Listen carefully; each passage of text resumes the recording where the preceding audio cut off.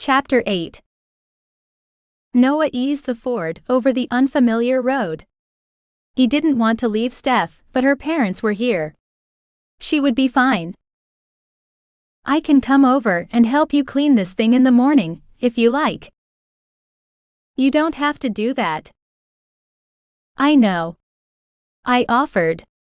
He didn't like the way she'd spent the drive almost silent, only speaking to give him directions. "It's your vacation, you don't need to waste it scrubbing profanity off a stranger's car." "It is my vacation, and the way I see it, that means I can spend it any way I choose.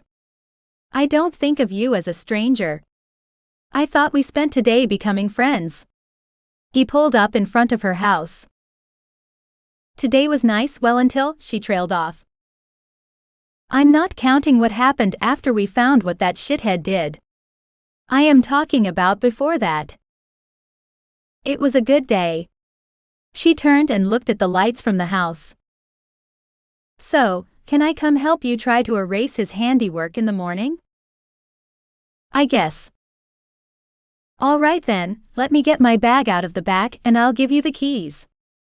He wanted to pull her close to kiss her, but he was afraid she would panic. Why would she trust anyone with the way the asshole was acting? Instead, he climbed out and went to the back of the little Ford and grabbed his bag. He waited while she took her own bag, then closed the gate, hit the lock button on the remote, and handed her the keys. "Does 9 sound good?" "Sure." The lack of enthusiasm in her voice didn't surprise him, especially with the plan for tomorrow. She stood there watching him, as if waiting for him to leave. "I'm not going anywhere until you're safe inside." She sighed but didn't say anything as she turned and headed inside, stopping at the top of the stairs to look back for a moment before going inside. Once the door was closed, Noah went to the police cruiser that had followed them into the driveway and slid into the back seat. "I'm sorry you have to ride back there. They've got so much equipment up here these days there's no room for anyone else up here," Officer Creedon said. "Not a problem. I've never been in the back of a cop car before.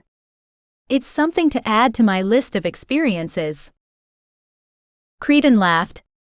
"How long have you been seeing the Roberts girl?" "We're not seeing each other, though I'd like to. We met yesterday when she found the note.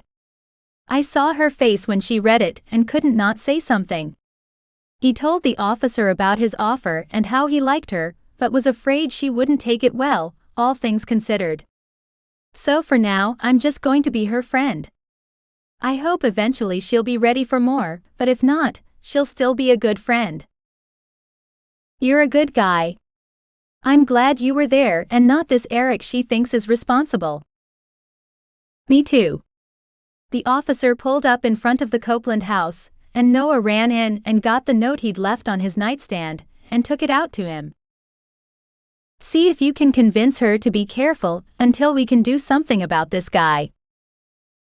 "Already working on it, her folks too." "I'd hate to see her hurt."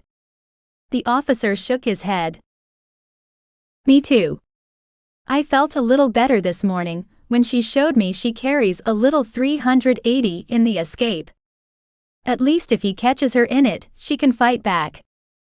I may push her to start carrying it all the time." "I didn't hear that. It's legal to carry concealed now, even without a permit, but some departments frown on it." "What about you?"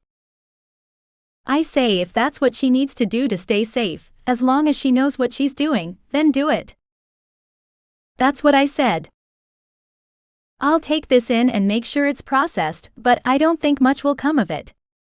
Officer Creedon motioned to the note. "If nothing else, it's documentation. I know she needs to build the paper trail to get anything done. This starts that." "It does. Have a good evening." "You too." Noah stood in the driveway and watched the patrol car pull away before going back inside.